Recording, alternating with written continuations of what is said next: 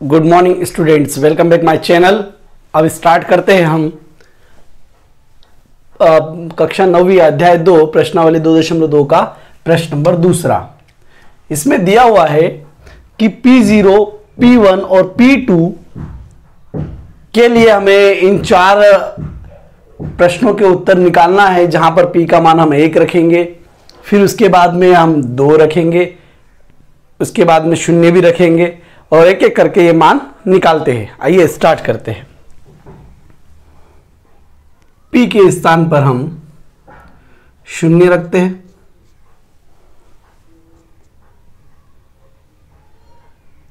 Y के स्थान पर 0, 1।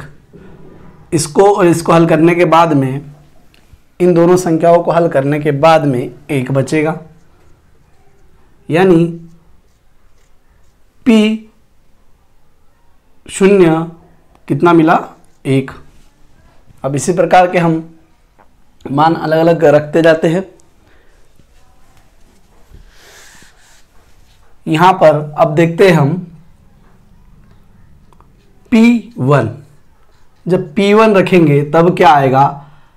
1 की घात 2, 1 धन 1, तो 1 से ये 1 कट जाएगा, यानी 1 की घात 2, तो यहां P1 जो है वो भी 1 आया।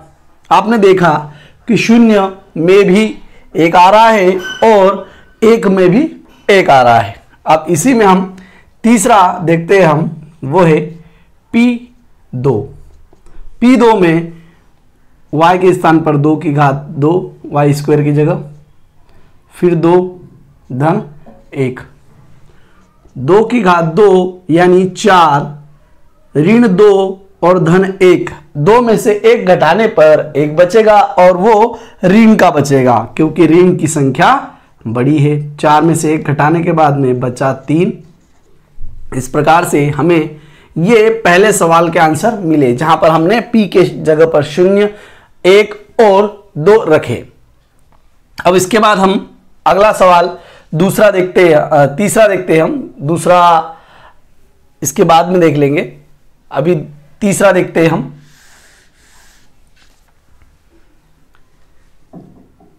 P के स्थान पर हम रखते हैं 0, तो 0 की घात 3 अर्थात P0 क्या आया? 0। अब देखते हैं हम P के स्थान पर 1 रखने पर क्या मिलता है? 1 की घात 3 अर्थात 1, तो P1 भी 1 ही आया। इसके बाद में P2 रखते हैं हम, 2 की घात 3, तो P2 का मान 2 की घात 3 घन, इसके पहले हम पढ़ चुके हैं, 2 की घात 3, 2 गुना 2 गुना 2 यानी 8। इस प्रकार से हमें इस तीसरे सवाल का आंसर भी मिल गया। ये 2 हो गए, ये आपको समझ में आ रहे हैं तो बहुत अच्छी बात है। इसके बाद हम आगे बढ़ते हैं। अभी आप इतना स्क्रीनशॉट ले लीजिए या नोट कर लीजिए। अब स्टार्ट करते हैं PT। अब PT के अंदर हम 0 रखते हैं, 2, T के स्थान पर हमें 0 रखना है, 2 गुना 0 की घात 2 ऋण 0 की घात 3। यहाँ पर P0 same it is down कर लेंगे, हम नीचे उतार लेंगे। 2 का 2, 0 जोड़ने पर कोई फर्क नहीं पड़ता है। 2 0 की घात 2 हो या कुछ भी हो, 5, 7 n नंबर भी हो, तब भी 0 आएगा। और 0 का गुणा किसी भी संख्या में करने पर आपका आंसर क्या आता है? 0, तो धन 0 और आखिरी में 0 ही आएगा, अभी बताया मैंने। तो ये कुल आंसर क्या हुआ? 2।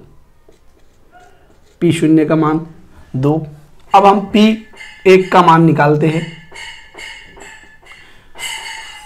2 धन T के स्थान पर 1 रखते हैं हम, 2 गुना 1 की घात 2 ऋण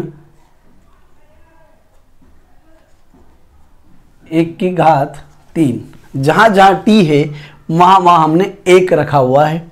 अब यहां जोड़ते हम 2 और 1 3, 1 की घात 2 यानी 1 गुणा 1 2, 1 गुणा 1 1 और 1 का गुणा 2 में करेंगे तो आएगा 2, ऋण 1 की घात 3, आंसर आएगा ऋण 1, चिन्ह वैसे रहेगा और 1 की घात 3 यानी 1। यहां 3 और 2 को जोड़ेंगे तो कितना आएगा 5, ऋण 1, आंसर आया आपका 4।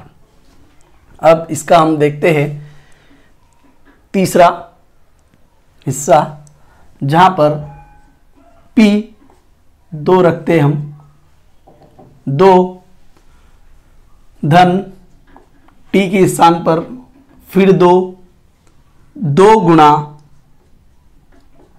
2 की घात 2 ऋण 2 की घात 3, पूरे वैल्यू आपकी 2 के फॉर्म में होगी, सिर्फ घात 3 है। P 2, 2 और 2 4, 2 की घात 2, 2 दूनी 4 और 4 दूनी 8, यहां 2 की घात 3 है, 2 गुणा 2 गुणा 2 यानी 8, 8 से 8 कट, तो P2 का मान आया आपका 4।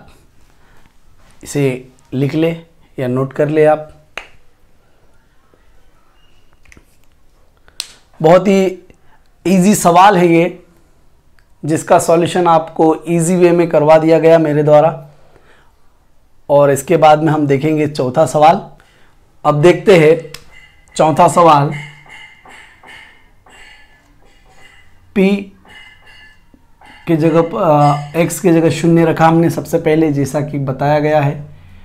0 ऋण 1, 0 धन 1, 0 में से ऋण 1 घटाने पर ऋण 1 बचेगा और 0 में 1 जोड़ने पर 1 बचेगा, और इनका गुणा भी करना है आपस में। तो 1 और 1 का गुणा करेंगे तो क्या आएगा 1, धन और ऋण का गुणा करेंगे तो आएगा ऋण, तो आपका आंसर हुआ ऋण 1। अब इसके बाद हम देखते हैं दूसरा, यानी कि P क्या ऑफ 1,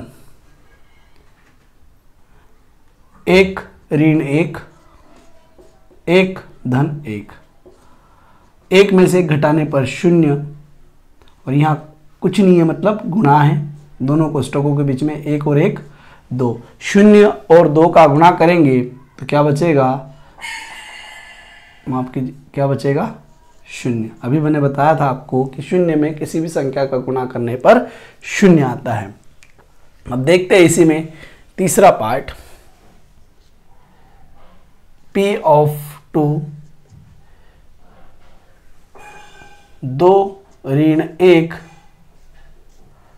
2 धन 1, 2 में से 1 घटाने पर 1 आएगा, गुणा 2 और 1 3, 1 और 3 का गुणा करेंगे तो आएगा आपका ये 3। इस प्रकार से प्रश्न नंबर 2 कंप्लीट हुआ।